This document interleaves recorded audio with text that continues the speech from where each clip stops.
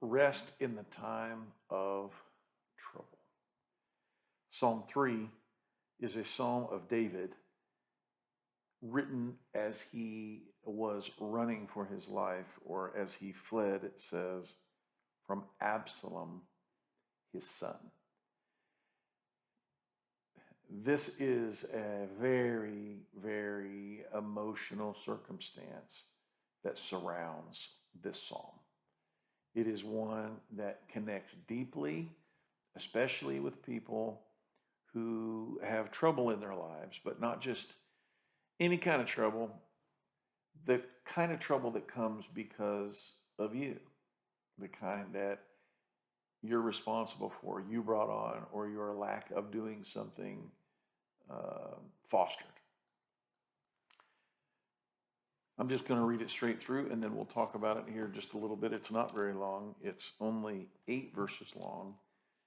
And Psalm 3 goes like this. And I like to read the inspired heading at the beginning. A lot of people don't realize how critically important these are. All the Psalms don't have them, but this one does. And it really, really is what we're going to probably spend most of our time talking about for the next 10 minutes and 22 seconds. Okay? These 1022 videos are meant to give you a nugget of truth. And if you really like what you're hearing and you want to hear the full-blown everything, I make just full-length videos, and I go into everything that I want to, and I take as long as I want to do that. And some people love to hang out with me that whole time. So here in Psalm 3, a psalm of David when he fled from Absalom, his son. Lord, how are they increased that trouble me? Many are they that rise up against me. Many there be which say of my soul, there is no help for him in God.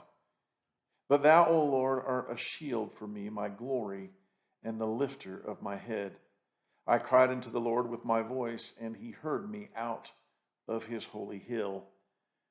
I laid me down and slept. I awakened, for the Lord sustained me. I will not be afraid of 10,000s of people that have set themselves against me round about.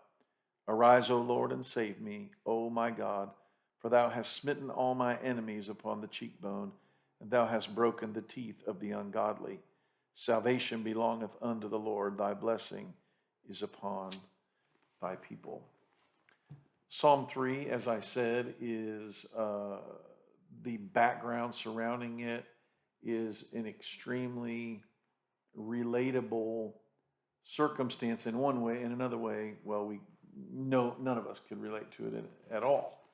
Obviously, none of us are or have been a king out there. Maybe if King Charles rolls up on us here, or some king in some land I don't know about, but chances are you're not a king. So we can't relate in that sense, but in the sense that the writer of the psalm, David, is a father, and what is happening in his life at the time that this psalm is written is coming as a result of his own negligence, his own inability to father his children. So it says, a psalm of David when he fled from Absalom, his son. So I'll try to quickly tell this story. David, everyone knows the story pretty much, who knows anything about the Bible, about David and Bathsheba. How that when he was older, he's looking down over the edge of his his fortress where he's living, his house. He sees a woman bathing. Her name's Bathsheba. He takes her, he commits adultery with her, he gets her pregnant, and then he puts her husband in the front of a battle to be killed. And it's a horrible story, and God curses David for this. His baby dies, and God puts a curse on him, saying, the sword's never going to leave your house. So David is in big, big trouble for the horrendous and heinous thing that he's done. And the story following this in the Bible is the story of his son, Amnon, who is his firstborn son. Most people don't even know that David had a firstborn son named Amnon, but he did. And Amnon falls in love with his half-sister, okay? uh, who his half sister has a brother named Absalom, and his half sister's name is Tamar. David, uh, his son Amnon gets like viciously and violently ill with lust over Tamar. He tricks her, brings her into his apartment, and rapes her. It's a wretched story. What's wretched about it is not just that he does this horrible thing to his sister, um, but that his dad, David, does nothing about it, and he refuses to deal with the situation, which causes more trouble to ensue, as it always does. And so what we have here is Absalom, who is Tamar's full brother, knows about what Amnon has done to his sister, and he, uh, after years of trying to just sort of deal with it, he's unable to deal with it, right? He thinks he can. He takes Tamar in, he cares for her. He says, "You don't have to get married. People know what happened to you. You don't, but I'm going to love you." But he even has a daughter, and he names her Tamar. So he obviously this is on his mind, but he just can't take it anymore. So what does he do? He gets some guys together and they kill Amnon. And after Amnon is dead, what does David do? Is David sorry he didn't deal with Amnon? Is now David going to deal with Absalom for taking the law into his own hands and killing his son? No, he doesn't. And Absalom flees. He goes to the land of Geshur, which is where his wife is from. It's a north and east of the Sea of Galilee. And he goes and hides out. He's there for a few years. He's estranged from his dad, from Israel. Joab, David's close general, brings him back. He's trying to restore this. Absalom is next in line. Amnon was first. There was another son in between who most people believe died when he was young. And then comes Absalom. So he is the next to inherit the kingdom. So Absalom comes home. He's hoping maybe to restore things with his dad. His dad shuns him. He won't see him. It just makes things worse. And Absalom says, "That's it. It's time for me to rule." And he begins to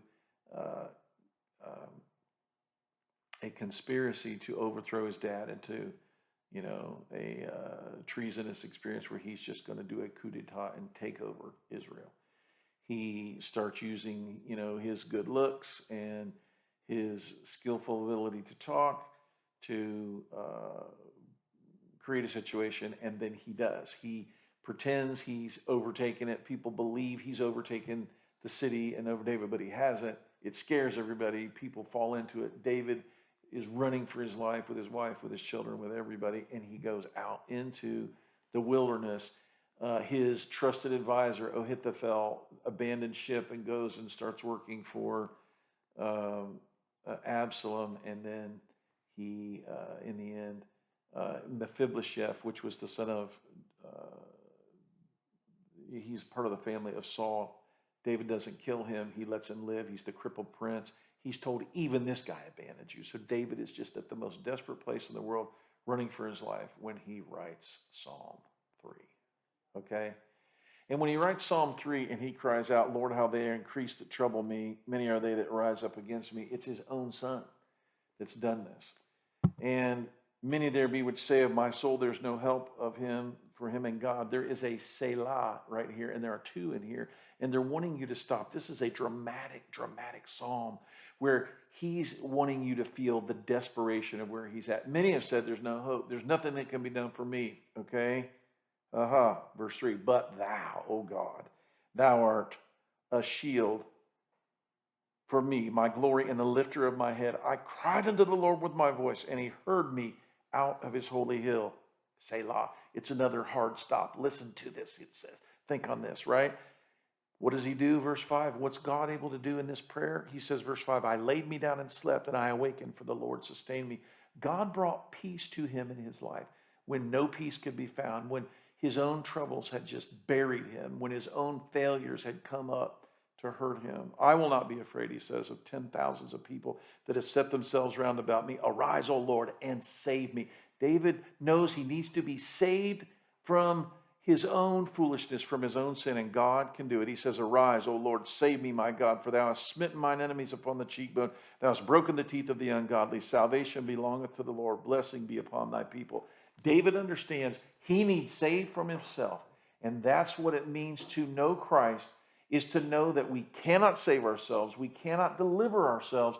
And what we need is we need to come to Jesus. Psalm 3 is for you if you've got trouble like that.